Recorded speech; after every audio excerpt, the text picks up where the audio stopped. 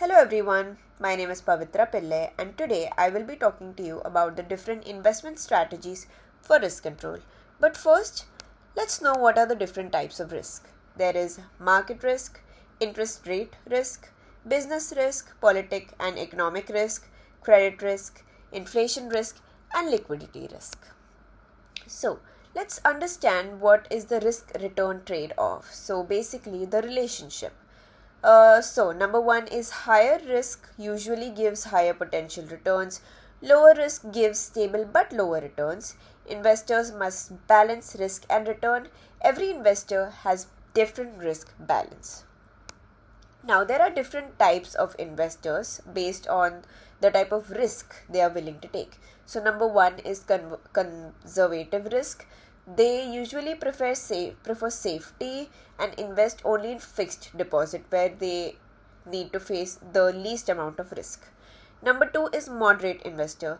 These investors are balanced. They follow a balanced approach with equity and debt. Now, number three is aggressive investors. They are willing to take the high risk, mostly in equity.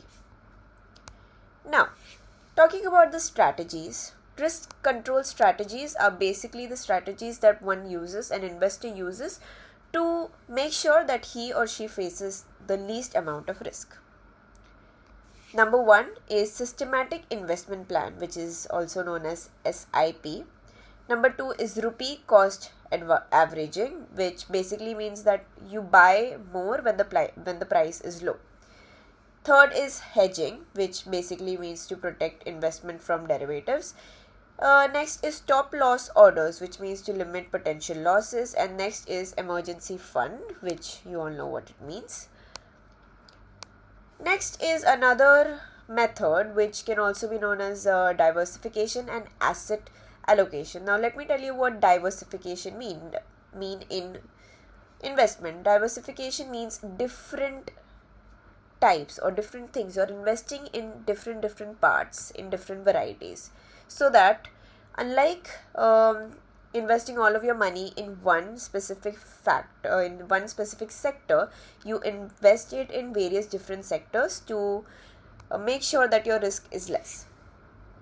Diversification means spreading investment in different asset classes like equity, debt, gold, or real estate. It reduces concentration risk. The asset allocation depends on age and goals. Rebalancing keeps risk under control. Now, I'll show you a practical portfolio example. So, these are examples of balanced portfolio. As you can see, 50% equity mutual funds, 10% liquid funds, 30% bonds, debt funds, and 10% gold. Like how you can see, a person has divided 100% of his money into different sectors, as 50% in equity and so on. So, what are the benefits of this diversification? It's that they reduces volatility, provides stable income, protects against inflation, and maintains liquidity. Now, as there are so many investors, there are many common basic mistakes that most of them make.